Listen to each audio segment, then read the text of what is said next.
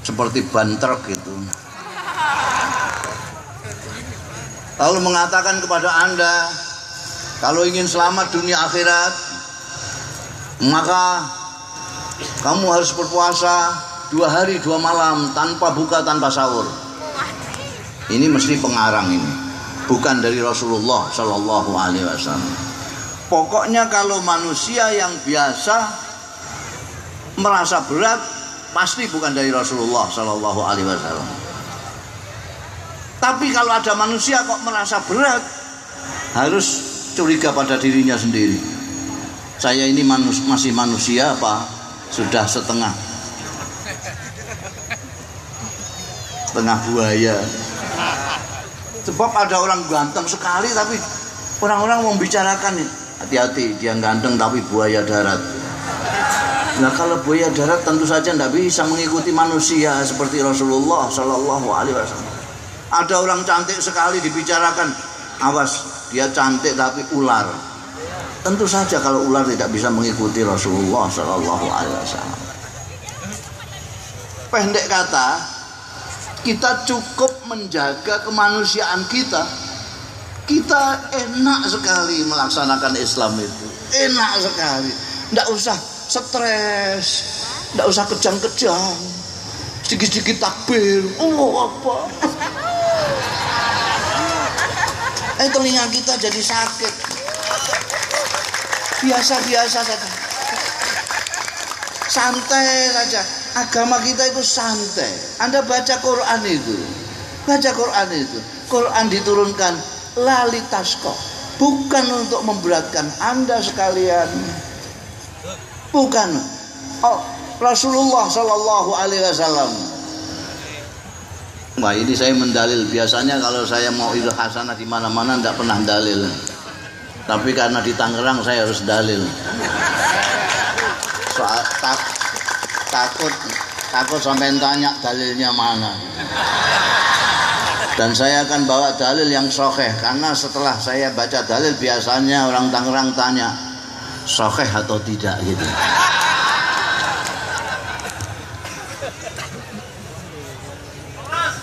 Jadi ada hadis sahih, ada, lihat di Bukhari ada, sampai lihat di Muslim ada. Sumbernya tidak lain istri tercintanya Rasulullah Shallallahu Alaihi Wasallam sendiri, Sayyidatina Aisyah binti Abi Bakrin. Itu hadisnya, sabda Rasulullah Shallallahu Alaihi Wasallam, Inna dina yusrun. Perhatikan redaksinya ini, tidak mengatakan ad-dinu yusrun, tapi inna dina, menggunakan inna. Inna ini adat untuk mengukuh, sungguh agama itu mudah. Bukan mengatakan agama itu mudah, sungguh agama itu mudah. Ini yang mengatakan pembawa agama itu sendiri, Nabi Muhammad Sallallahu Alaihi Wasallam. Silahkan Anda bantah. Ini Rasulullah sendiri yang menyabdakan inna dina. Tapi wala yusaddad-din illa ghalabah. Kalau ada orang yang mau memberatkan agama yang mudah ini, dia akan kewalahan. Jadi kalau sampean mau memberatkan, sampean yang kewalahan, sampean yang stres, bisa stroke sampean. Tapi kalau sampean tidak memberatkan, agama itu mudah.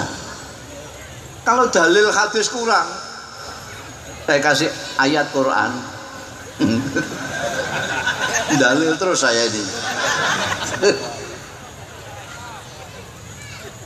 Allah berfirman di Al-Quran, tidak hanya yuridullahu bikumul yusra, titik, tidak.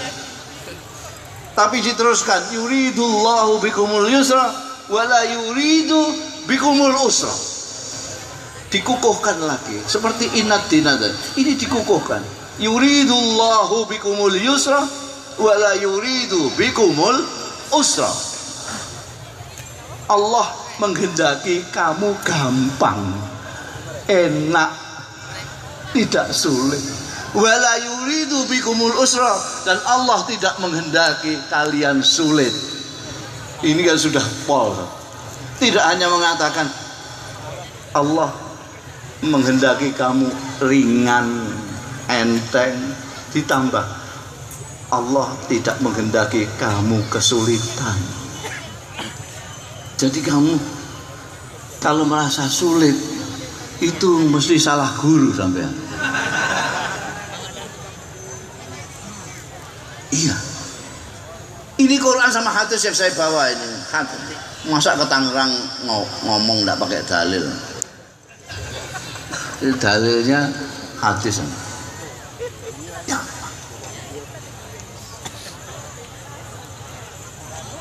Salah satu yang paling enak mengikuti Rasulullah ini, karena Rasulullah itu kalau perintah diembel-embeli dengan semampumu. Idza amartukum bi amrin fa'tu minhu, dalil lagi saya ini. Fa'tu minhu mastata'tum. Kalau aku perintahkan kepadamu sesuatu perintah, kerjakan semampumu. Ini yang paling enteng karena ada semampumu. Ini bukan karangan Kanjeng Nabi sendiri, tapi Allah sendiri berfirman, ittaqullah mastata'tum. Ini tidak pernah dibaca sama khatib-khatib. Yang dibaca ittaqullah haqqa tuqatih. Karena senangnya yang berat-berat. Padahal itu kalau menurut banyak mufasir itu dinasah dengan ittaqullaha mastata'tum. Takwalah kalian semampumu. Enak sekali. Udah, jangan terlalu ngotot lah. Wong Tuhan itu tahu persis, Allah itu tahu persis sampean itu siapa. Kalau sampean baik-baik, sampean dilahirkan zaman Rasulullah Shallallahu Alaihi Wasallam. Jangan-jangan sampai dilahirkan zaman Rasulullah bukan ikut Rasulullah tapi ikut Abu Jahal. Mendingan sekarang kita dilahirkan di akhir, bahkan sudah kelewat kiamat. Sebab katanya kiamat tahun 12 kemarin ya. Ini sudah kelewat ramalan orang gila itu mesti kelewat. Oh, kiamat kok diramal. Yang tahu hanya Allah Subhanahu wa taala. Ikut Kanjeng Nabi Muhammad sudah, Allah sudah tahu lah, potongan kita itu sudah tahu. Orang sepatan ikut Rasulullah itu kan sudah luar biasa, sudah la ilaha illallah. Allah itu syakur. Tahu Anda syakur itu? Saya nggak tahu bahasa Indonesia yang tepat apa syakur itu. Kalau manusia syakur itu manusia yang pandai berterima kasih, itu syakur. Tapi kalau Allah, ini asma Allah, nama Allah itu syakur. Syakur itu maha menerima, maha. Jadi begini aja contohnya itu, saya tidak bisa bahasa Indonesianya apa itu.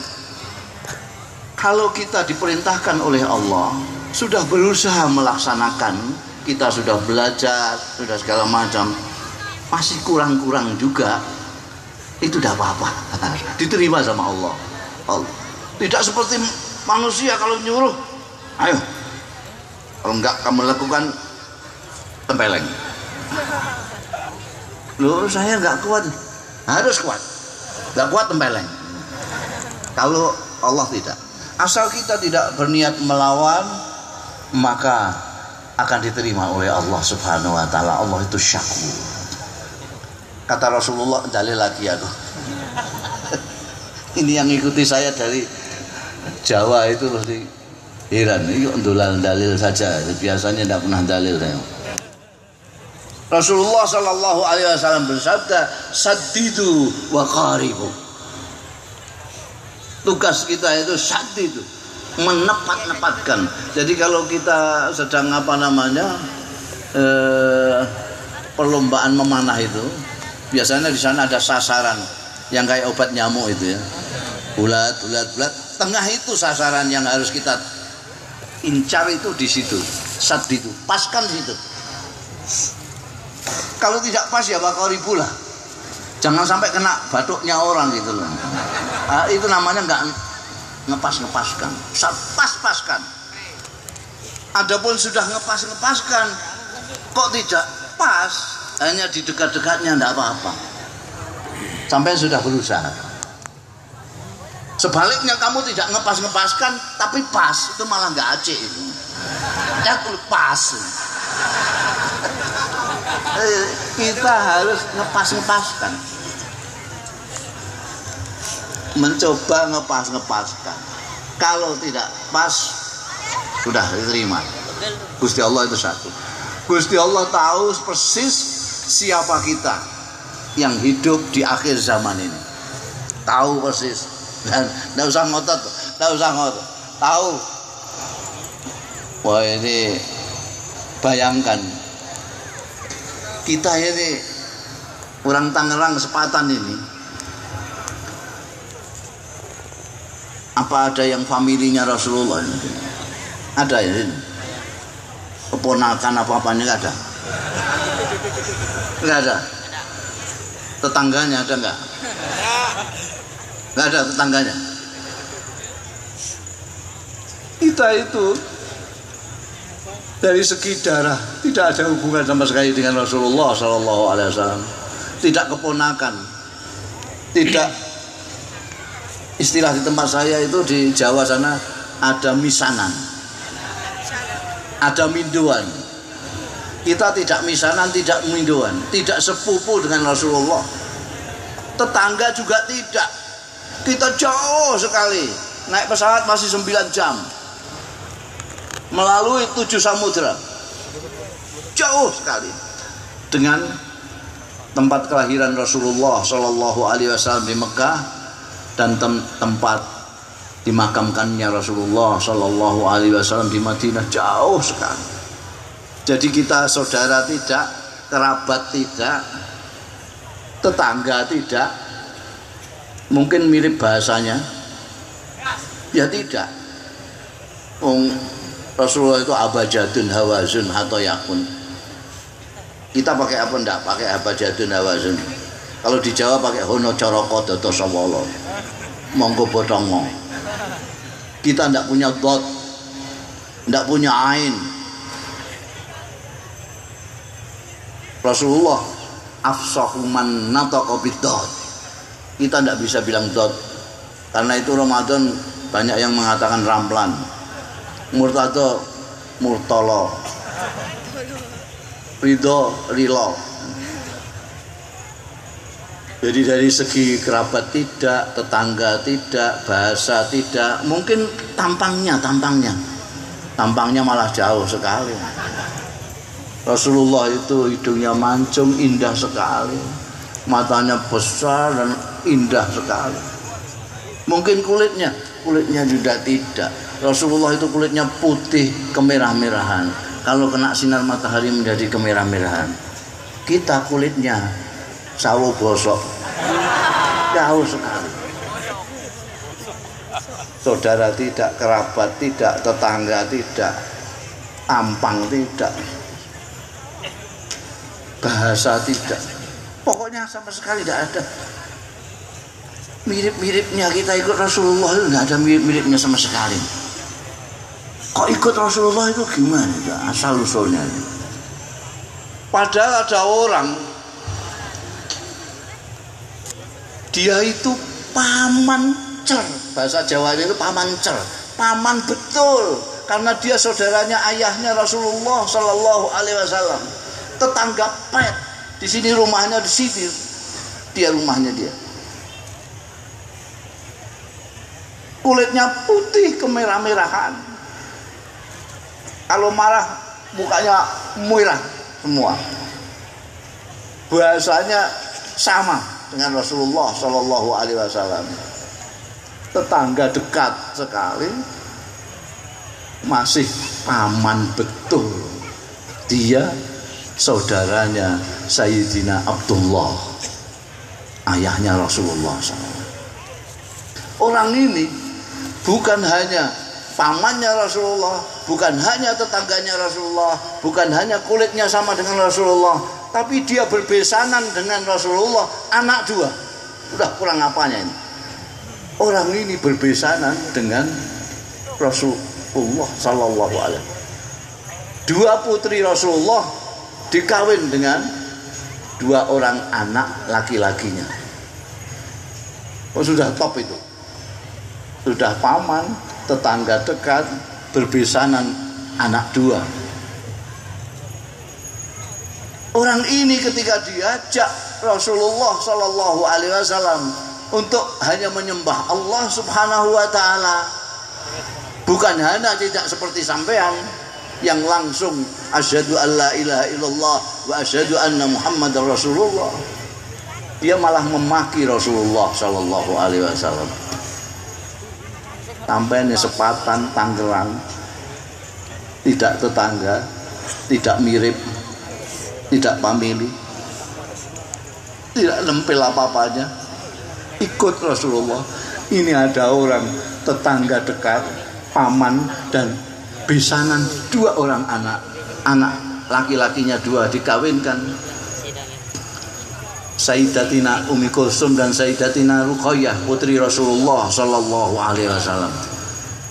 Begitu diajak yang mengatakan tabban laka ya Muhammad ali hadza jabata, dia memaki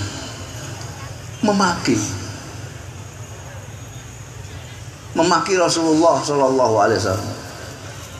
Apa Rasulullah membalas memaki? Tidak. Rasulullah sampai cari kitab dimanapun juga Rasulullah tidak pernah memaki sekalipun. Kami cari di kitab mana? Kalau tahu datang ke saya, tunjukkan kitabnya. Rasulullah tidak pernah memaki. Kalau Allah pernah. Ketika orang ini tadi mengatakan tabban laka ya Muhammad ali hadza jama'tana, Allah membalas tabbat yada Abi Lahab. Namanya Abi Lahab, sudah kenal. Abi Lahab itu tetangga dekatnya Rasulullah, pamannya Rasulullah, alias saudaranya ayahnya Rasulullah, berbesanan anak dua. Dia punya anak laki-laki dua, dikawinkan Sayyidatina Ruqayyah dan Sayyidatina Ummi Kulsum. Begitu diajak Rasulullah untuk menyembah Allah Subhanahu wa taala saja, langsung anaknya laki-laki dipanggil semua, ceraikan itu istri kamu. Tahu tidak?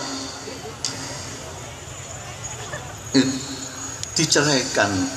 Jadi Sayyidatina Ruqayyah diceraikan, Sayyidatina Ummi Kulsum diceraikan. Lalu Sayyidatina Ruqayyah nanti dikawinkan dengan Sayyidina Utsman bin Affan. Ketika wafat, Sayyidina Utsman mengawini adiknya. Maka Sayyidina Utsman disebut Dzun Nurain karena menjadi menantunya Rasulullah sallallahu alaihi wasallam, dua putrinya. Ini Abu Lahab.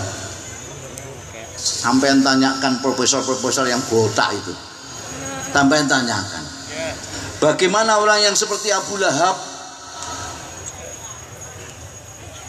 Bukan hanya dia tetangga dekat, bukan hanya paman, bukan hanya berbesanan anak dua, tapi orang yang paling gembira, paling bahagia ketika Rasulullah Shallallahu Alaihi Wasallam lahir di dunia ini.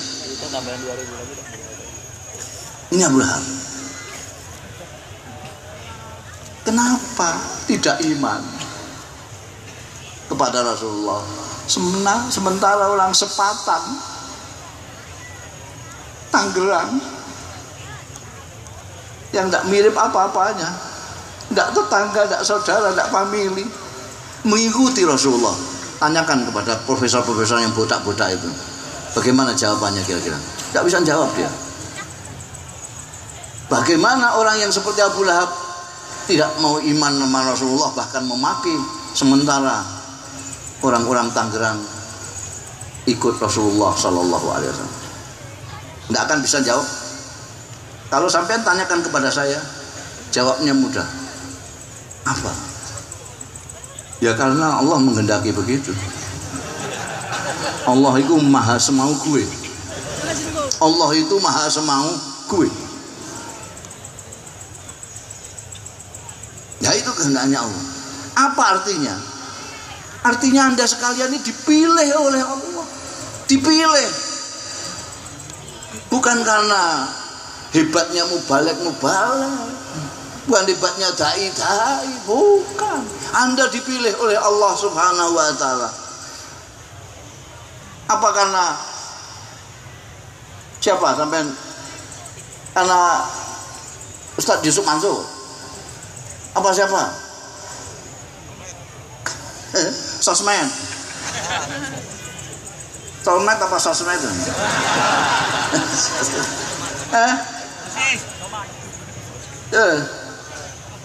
Apa sebab siapa? Tidak, itu kehendak Allah Ta'ala. Kalau karena mubalek, coba mubalek suruh mengislamkan Abu Lahab kalau bisa. Rasulullah Sallallahu Alaihi Wasallam afsahu man fil ardh, paling fasih, paling enak-enaknya. Rasulullah itu, ya Allah, jangankan kok berbicara, belum berbicara orang sudah senang sekali memandangnya itu. Rasulullah itu mengajak dengan tersenyum, mari silahkan kalau mau, kalau tidak mau ya sudah. Rasulullah Sallallahu Alaihi Wasallam, Abu Lahab itu diajak oleh Rasulullah yang begitu itu mencaci. Jadi mencaci itu sunnahnya Abu Lahab.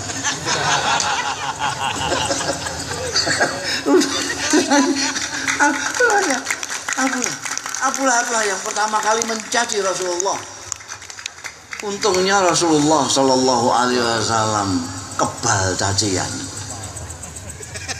Orang Yahudi melaknat saja, Rasulullah hanya menjawab ya, itu aja.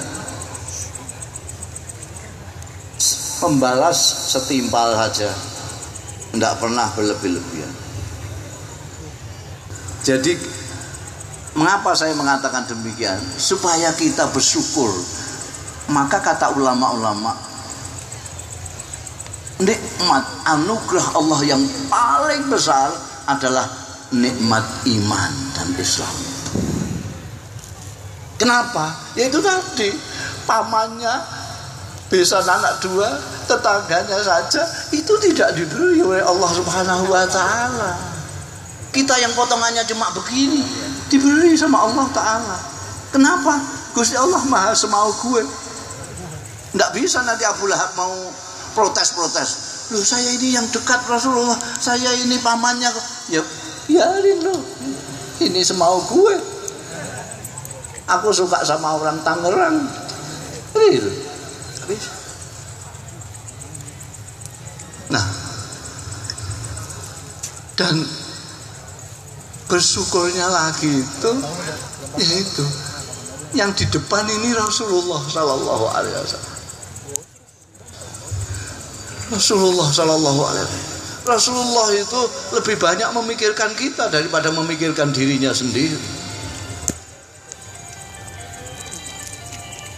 Anda mau dalil lagi aku. Saya akan ngambil saja Rasulullah itu dari Quran saja lah, dari Quran dan dari sirah sendiri, supaya Anda sebagai umatnya ini yakin dan tahu persis siapa sih pemimpin agung Anda itu. Jadikanlah ini andalan, jadikanlah cermin. Cerminmu itu adalah Nabi Muhammad Sallallahu Alaihi Wasallam. Bukan Mustafa Bisri, bukan Gus Mustafa. Rasulullah Sallallahu Alaihi Wasallam. Kalau saya ngomongnya sesuai dengan apa yang benar-benar terjadi pada Rasulullah Sallallahu Alaihi Wasallam, ikuti. Kalau kelakuanku sama dengan Rasulullah, meniru Rasulullah, ikuti saja. Kalau tidak, tendang saja aku. Harus menjadi pedoman adalah Rasulullah. Al khairu kullu fi ittiba'ir Rasul Sallallahu Alaihi Wasallam. Ini yang sampean apal semua itu. Laqad ja'akum rasulun min anfusikum azizun alaihi Allah azizun alaihi ma'anittum terus saya harisun alaikum lil mu'minina raufur rahim. Ini hafalan sampean semua. Tapi sampean paham artinya apa enggak? Ini kalau terjemahan Quran Depak, insya Allah sampean tidak paham. Terjemahan Depak begini. Sungguh telah datang kepadamu seorang rasul dari antaramu yang berat terasa baginya penderitaanmu. Sampai di sini paham kamu? Paham sampai? Makanya sampai kalau ingin melihat Quran, mengajilah tafsir Al-Quran. Jangan cukup dengan terjemah Depak. Anda gak paham. Sungguh, saya ulangi lagi, masa nggak paham? Sungguh telah, ini bahasa Indonesia loh ini. Sungguh telah datang kepadamu, laqad ja'akum rasulun min anfusikum azizun alaihi ma'anittum harisun alaikum bil mu'minina raufur rahim. Sungguh telah datang kepadamu seorang rasul dari antaramu yang berat terasa baginya penderitaanmu. Sampai sini paham? Masih sulit karena memang gaya susunan bahasa Arab itu lain sekali dengan bahasa Indonesia, lain, tidak bisa. Makanya saya sering mengatakan tidak cukup diterjemahkan, harus ditafsirkan. Quran ini tidak cukup diterjemahkan. Jadi kalau sampean hanya mengambil terjemahan saja, sampean akan tersesat. Nah sekarang ini banyak yang hanya baca terjemahan lalu fatwa.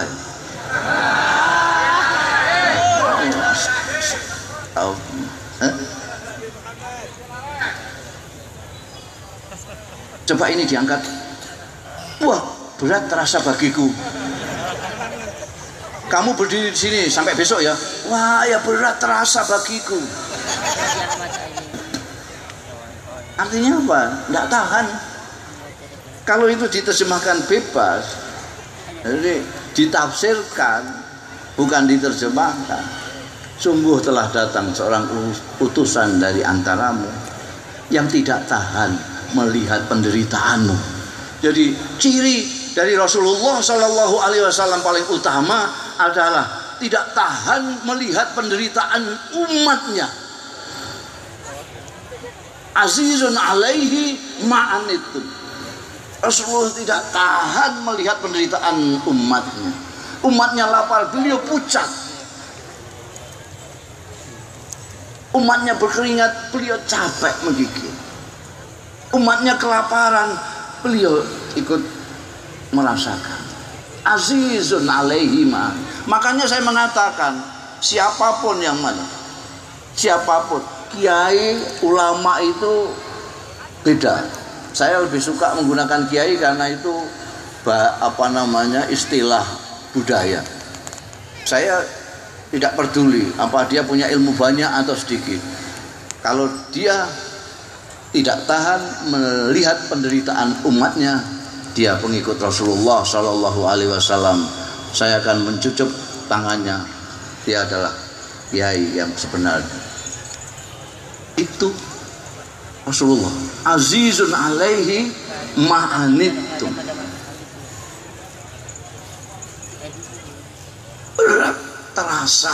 Berat terasa bagi Rasulullah Shallallahu Alaihi Wasallam penderitaanmu. Itu artinya Rasulullah tidak tahan melihat penderitaan.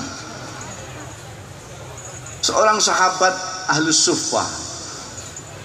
Ahlus Suffah itu orang yang tuna wisma, tidak punya rumah, tidurnya di masjid.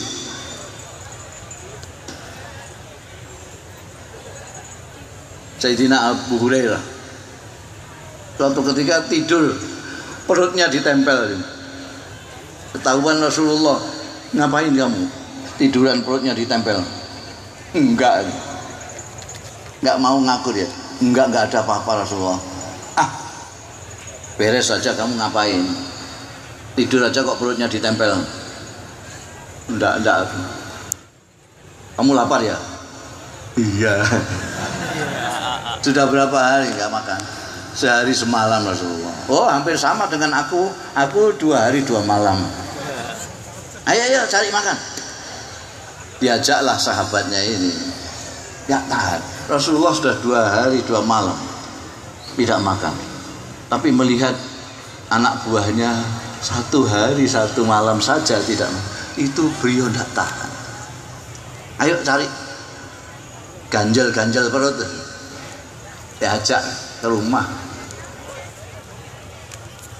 Orang rumah Rasulullah SAW menanyakan, kamu punya apa? Inilah ada kawan yang lapar sekali ini sampai pucat ini loh. Punya apa kamu? Itu istri Rasulullah SAW hanya menunjukkan 1 botol, isinya hanya separuhnya. Tidak ada apa-apa Rasulullah, cuma ini. Ya udah, itu lumayan untuk ganjel.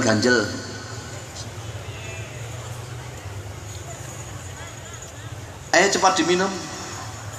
Disuruh minum ini anak buahnya, santrinya suruh minum. Santrinya ya wah, panjenengan dulu, Anda dulu ya Rasulullah, Anda kan 2 hari 2 malam, saya cuma 1 hari 1 malam. Ya tapi kan aku nggak pucat seperti kamu sudah pucat, ayo jangan malu-malu. Diminum dulu sama sahabat ini, baru Rasulullah. Coba kalau saya 2 hari 2 malam tidak minum, tidak makan. Santri saya 1 hari cuma tidak makan. Ada beginian. Oh, tak tenggak duluan dong. Kamu kalau masih tersisa ya nasibmu baik, kalau enggak ya sudah nasibmu buruk gitu. Rasulullah tidak. Kalau Rasulullah SAW melintasi jalan, lalu ketemu dengan orang yang jalan kaki, selalu dibonceng.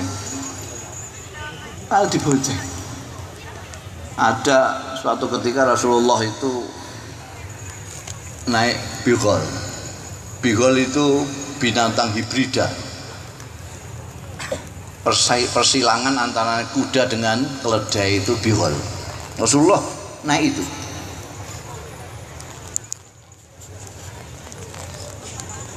Kalau kuda kan gagah sekali. Kuda itu kalau sekarang ya analognya ya sedan lah. Kalau ini bighal ini sepeda motor gitu. Jadi Kanjeng Nabi naik sepeda motor, naik bighal. Melewati seorang sahabat yang keringatnya sejagung-jagung gitu. Kecapai gitu. Mau kemana? Mau ke masjid Rasulullah. Ayo bonceng. Saking senengnya ini, dari tadi cari tumpangan tidak ada, ini dapat tumpangan, langsung meloncat. Saking kencengnya meloncat sampai jatuh dua-duanya nih, geluin dua-duanya ini. Rasulullah dan sahabat ini. Jangan ketawa, sampai cari di Bukhari ada, di Muslim ada. Saya di Tangerang harus bawa yang sokeh-sokeh.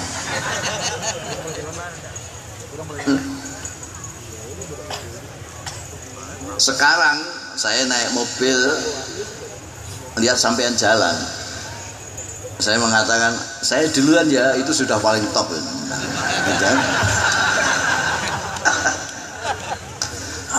Azizun alaihi ma'anittum.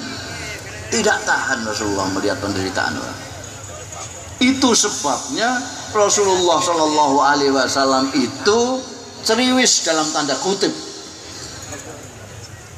merintahkan yang ma'ruf, melarang yang mungkar, merintahkan yang baik, melarang yang buruk. Itu selalu dilaksanakan oleh Rasulullah. Kenapa? Karena Rasulullah tidak tahan melihat penderitaan umat. Kalau melihat orang lapar saja Rasulullah tidak tahan. Melihat orang capek saja Rasulullah tidak tahan, apalagi melihat orang digergaji kepalanya di neraka. Maka Rasulullah sangat-sangat perhatian, harisun alaikum, jangan sampai ada umatnya yang masuk neraka. Jadi amar ma'ruf nahi mungkar jangan lupa asal usulnya. Amar ma'ruf nahi mungkar itu manifestasi dari tidak tahan melihat penderitaan. Dengan kata lain, amar ma'ruf nahi mungkar itu pengejawentahan dari kasih sayang. Sesuai dengan namanya Rasulullah adalah Rasulur Rahmah, agamanya agama rahmah. Dawuh Rasulullah itu selalu mengandung kerahmatan. Kalau ada orang amar ma'ruf nahi mungkar tapi dasarnya kebencian, bohong gitu aja, bukan dari Rasulullah. Kalau amar ma'ruf nahi mungkar kasih sayang. Sekarang sampai perhatikan, misalnya sekarang ini ada anak kecil naik pohon, hujan-hujan naik pohon, itu ada beberapa orang lain-lain reaksinya itu. Ini ada orang sepatan ini, anak kecil manjat pohon, hujan-hujan manjat pohon. Terus ini ada orang Jakarta lewat. Kira-kira bagaimana? Melihat ini bagaimana? Paling dia hanya dibatin, ini anaknya siapa? Hujan-hujan begini kok manjat pohon, jatuh nanti mecetet. Paling begitu. Dia tak kenal apa, dia orang Jakarta, lewat di Tangerang, lihat ya. Ini satu. Yang kedua, tetangganya. Kira-kira sama dengan orang Jakarta tadi kan? Reaksinya beda. Dia kenalin. Loh, Dul, hujan-hujan kok manjat? Tak beritahukan bapakmu loh. Ayo turun. Nggak turun ya nggak apa-apa. Bukan anak saya saja ya. Tetangga lewat aja. Pokoknya saya sudah beritahu. Yang ketiga, bapaknya Dul. Kira-kira sama dengan orang Jakarta tadi atau sama tetangganya? Wah ini gualaknya. Loh Dul, kamu gimana kamu? Manjat pohon hujan-hujan. Ayo turun. Ini auto. Yang keempat, ibunya Dul sedang goreng tempe, ibunya Dul diberitahu, itu anakmu itu loh manjat pohon. Iya, wali. Tempe ditinggal, gosong, tidak peduli. Pokoknya ngejar anaknya itu. Tidak hanya ngomong, Dul, turun enggak. Ditangkap kakinya, ayo turun, Dul, turun. Kenapa berbeda-beda? Karena orang memang berbeda-beda. Ada orang yang tidak begitu tahan melihat penderitaan orang. Ada yang sangat tidak tahan melihat penderitaan. Orang yang paling tidak tahan melihat penderitaan anak adalah ibu. Jadi ada garis lurus antara Rasulullah bersabda, man ra'a minkum mungkaran fal yughayyirhu biyadihi. Kayak si ibu tadi. Fa ilam yastati fa bilisani, kayak bapaknya tadi. Fa ilam yastati fa biqalbi, kayak orang Jakarta lewat tadi. Cuma dibatin saja. Wadzalika aful iman. Jadi ada garis lurus antara amal ma'ruf nahi mungkar. Semangat amal ma'ruf nahi mungkar ini dengan besarnya kasih sayang orang. Semakin sampean berkasih sayang, semakin Anda beramal ma'ruf. Bukan kok semakin benci sampai amal ma'ruf naik bunga, tidak mungkin. Kalau benci biarkan saja ke neraka, ngapain? Biar terbakar di neraka. Sampai lihat saya, di sini ada hitam-hitam angus itu. Angus apa bahasa sini? Itu yang pantatnya periuk yang habis dibuat mana? Ada arang di sini hitam ya. Sampean belum kenal sama saya pada waktu itu. Sampean lihatin saya begini. Kira-kira sampean bagaimana? Sampean cuma batin di sampean batin saja. Bil qalbi. Ini orang mana ini? Bikin kumis saja kok sebelah. Paling begitu. Tapi kalau sampean sudah kenal dengan saya begini, masa sampean cuma terima pakai qalb? Kan enggak, sampean Gusmus tadi bercermin apa enggak sebelum berangkat tadi? Kenapa? Itu loh. Wah, Masya Allah, terima kasih, saya akan berterima kasih sekali karena teguran Anda menunjukkan Anda perhatian sama saya, berkasih sayang kepada saya. Kalau istri saya yang lihat itu, tidak hanya bilang seperti Anda, dia langsung gini pakai biliar, malu-maluin buang. Rasulullah Shallallahu Alaihi Wasallam itu kasih sayangnya kepada umat itu luar biasa.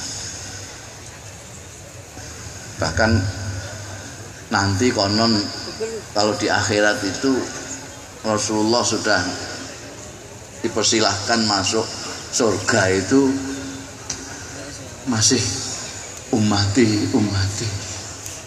Yang ditanyakan umatnya, umat saya di Tangerang masuk semua?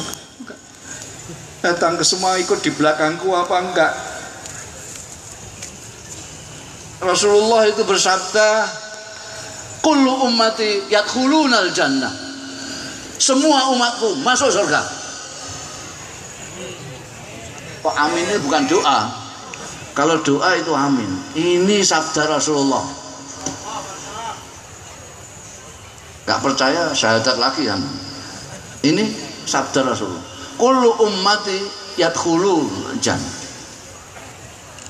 illa man aba, kecuali yang tidak mau.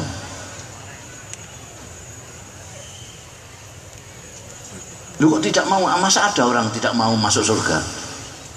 Masuk surga itu yang di depan sendiri Rasulullah Shallallahu Alaihi Wasallam. Kalau sampean mau, ya ikut Rasulullah. Kalau sampean jalan sendiri ke sana ya nggak masuk surga sampean. Kalau mau ikut masuk surga, ikut Rasulullah. Jadi orang yang tidak mau ke surga itu artinya orang yang tidak mau mengikuti Rasulullah Shallallahu Alaihi Wasallam. Jadi sampean tenang saja, masuk surga, masuk surga. Sampean kan mau ikut Rasulullah, mau kan? Iya. Mau. Jangan mau-mau saja, yang sampean ikuti apanya?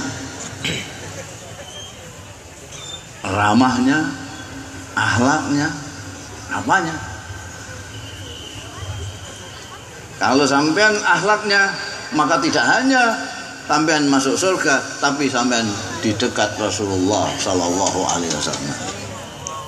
Nah, yang paling dekat dengan Rasulullah Sallallahu Alaihi Wasallam nanti adalah orang yang paling baik akhlaknya, bukan yang paling banter suaranya.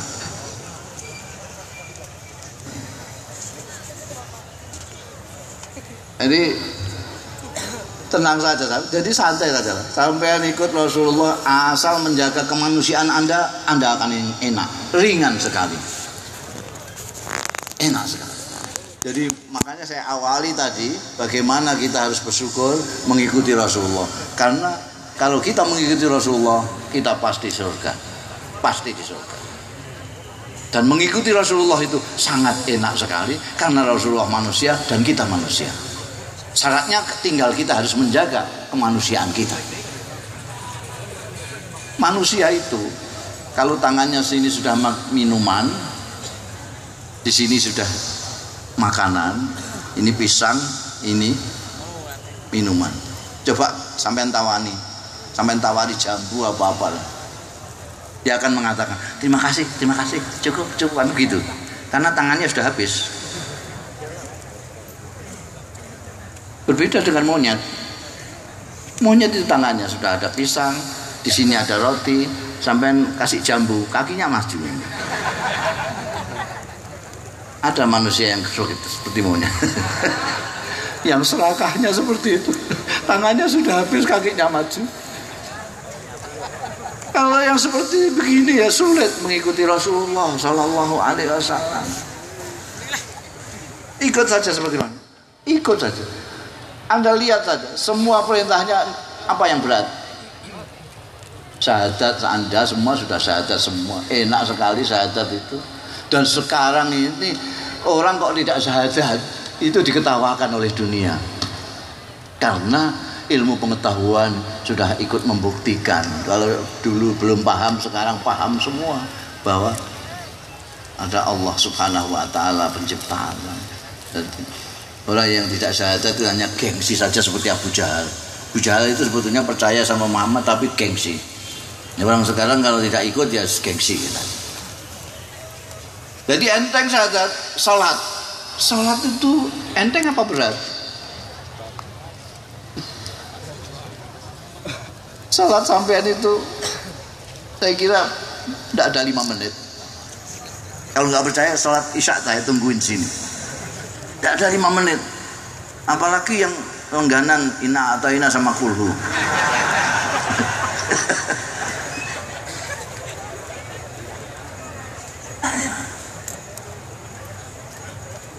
Sudah saya kasih banyak lah, pokoknya 5 menit lah. 5 menit itu sudah sabihis. Sudah surat muluk sama Yasin itu. Kalau orang sembahyang pakai 5 menit itu. Sudah saya kasih sampean itu 5 menitan. Jadi 5 waktu berapa itu? 25 menit. Tidak ada setengah jam. Bandingkan dengan ketika Anda iktikaf di depan TV.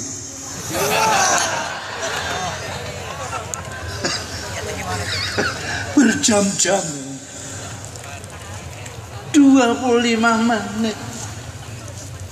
Dari 24 jam yang dianugerahkan Allah kepada kita, kita cuma mau sowan ke Allah 25 menit. Itu pun kadang-kadang ditinggalkan. Ya Allah. Itu pun pada waktu sholat pikirannya kemana-mana.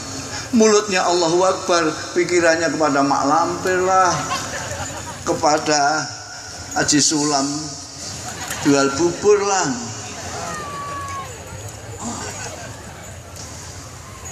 Hanya 5 menit. Hanya 5 menit setiap sholat itu sudah saya banyakkan itu. Ketika Anda mengatakan Allahu Akbar, apa yang ada di pikiran sampean, di kepala sampean itu apa coba?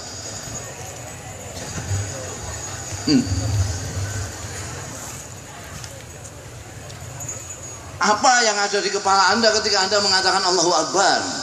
Sedikit-sedikit Allahu Akbar. Pak Bupati juga takbir. Apa yang ada di kepala Anda apa ketika mengatakan Allahu Akbar? Apa? Maha besar. Sebesar apa? Sebesar apa? Besar mana dengan pengajian akbar? Dengan istighosah akbar? Kita itu tidak kenal Allah. Selalu mengatakan Allahu Akbar. Tidak ngerti gedenya Allah seberapa. Kok mengatakan akbar terus di mana-mana? Allahu Akbar, Allahu Akbar. Kalau sampean betul-betul tahu besarnya Allah, Anda bisa pingsan mengatakan Allahu Akbar sekeras Pak Bupati tadi. Pingsan. Betul.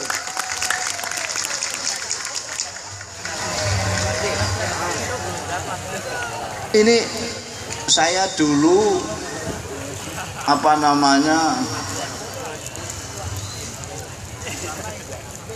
Saya dulu menamsilkan dunia ini seperti kacang hijau.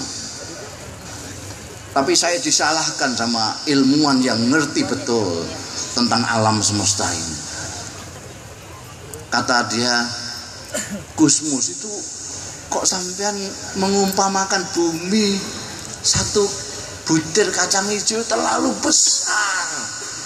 Bandingkanlah dengan yang lain-lain. Itu hanya sebutir debu katanya. Saya ditunjukkan gambar itu. Sampai bisa lihat nanti di YouTube yang biasa main YouTube. Sampai tulis bumi aja nanti akan muncul itu. Yang ditunjukkan saya sama ahli itu. Memang kecil sekali. Saya bilang sama dia, tetapi kalau saya paskan dengan sebutir debu, saya tidak bisa menjelaskan sama kawan-kawan saya. Biarlah saya besarkan satu kacang hijau saja.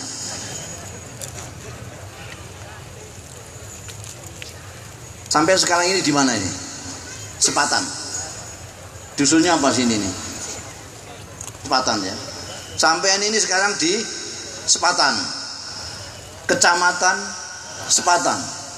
Kabupaten Tangerang. Provinsi Banten. Banten termasuk Indonesia. Masuk Jawa. Termasuk Jawa Barat enggak? Termasuk Jawa Barat. Jawa Barat termasuk Jawa. Jawa termasuk Indonesia. Indonesia termasuk ASEAN. Ya kan? ASEAN termasuk Asia. Asia itu hanya salah satu daratan di antara daratan-daratan yang namanya dunia ini.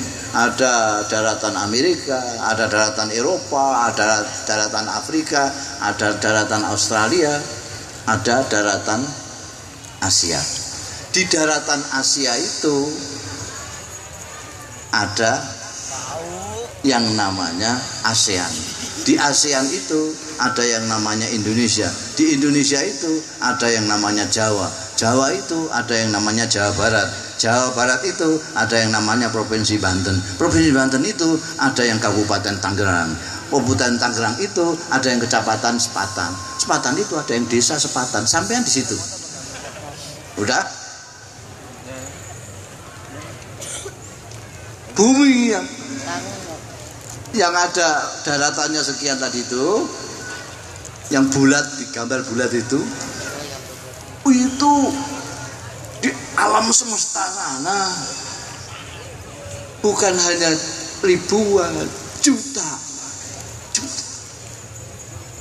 Ada yang besarnya 2 kali bumi, ada yang besarnya 6 kali bumi, ada yang besarnya 600 kali bumi, ada yang besarnya 6.000 kali bumi, ada yang besarnya 60.000 kali bumi, ada bertebaran di sana itu. Sehingga kalau digambar peta itu hanya setitik debu. Tapi saya besarkan satu kacang hijau supaya bisa saya pegang untuk menunjukkan ke Anda sekalian. Sekian. Jadi bumi kita nanti lihat sendiri di YouTube itu kalau ingin pasnya. Saya akan gambarkan agak besar satu kacang hijau. Pertanyaannya sekarang, di manakah Tangerang dalam kacang hijau itu? Ada. Jangankan Tangerang, jangankan Banten, jangankan Jawa Barat, jangankan Jawa, jangankan Indonesia, jangankan ASEAN, jangankan Asia, nggak kelihatan. Makanya saya ketawa kalau ada orang sombong, congkak, tinggal di kacang hijau, congkak itu. Tuhan itu tidak hanya gintes kamu, sak kacang hijaunya juga mudah sekali. Jangan sombong, namanya di kacang hijau. Sampean kita ini tinggal di kacang hijau itu sudah saya besarkan supaya kelihatan sampean. Di sini nih loh sampean bersama 7,5 miliaran manusia. Jadi kalau semuanya bambung semua, tidak syarat semua, Tuhan sama sekali tidak rugi. Belas tidak rugi. Mau malaikatnya Allah itu triliunan, yang sembahyang pekerjaannya sembahyang taat, sujud taat, tasbih taat. Jangan sombong jadi manusia ini. mentang-mentang dikasih oleh Allah Subhanahu wa taala, difirmani oleh Allah taala. Allah berfirman kepada manusia itu karena kemurahan Allah, bukan karena kebesaran kita. Kita kecil sekali. Kalau kita mengatakan Allahu Akbar, tidak tahu besarnya Allah. Kita maknani Allahu Akbar itu aku kecil sekali. Aku kecil sekali. Supaya jangan sombong orang itu. Allahu Akbar kok sambil begini-begini. Sombong, wah, itu nggak ngerti maknanya ini. Orang mengatakan dulu banyak ulama sufi-sufi itu yang begitu sembahyang Allahu Akbar semaput itu banyak sekali, langsung pingsan itu karena mengingat itu. Ya Allah, saya di kacang hijau bersama 7 miliar. Allah kok berkenan berfirman kepadaku. Allah kok memilih aku, memilih jenisku manusia dari yang lain-lain untuk diutamakan. Kalau Anda betul-betul di pikiran Anda itu pas mengatakan Allahu Akbar, tahu persis seberapa besarnya Allah, Anda tidak akan berani memandang langit. Tidak berani Anda mengecilkan makhluk-makhluknya Allah. Tidak akan Anda itu sewenang-wenang terhadap hamba-hamba Allah. Makanya saya di mana-mana bilang, kenalilah terlebih dahulu Allah kalau ingin menyenangkan Allah. Saya ulangi lagi, kenalilah Allah kalau Anda ingin menyenangkan Allah. Kalau ingin mencari ridhonya Allah, kenalilah Allah. Kalau Anda tidak kenal Allah lalu ingin menyenangkan Allah, bagaimana caranya? Sampai mau menyenangkan istri saja harus mengenal istri. Ada suami yang saking cintanya jadi semangat menyintai istrinya melebihi cintanya sendiri. Cintanya kepada istrinya luar biasa, tapi tidak kenal. Entah bagaimana dulu kawin itu. Apa memang dikawinkan orang tua gitu saja? Apa karena melihat foto di Facebook apa bagaimana? Begitu cintanya tapi tidak kenal.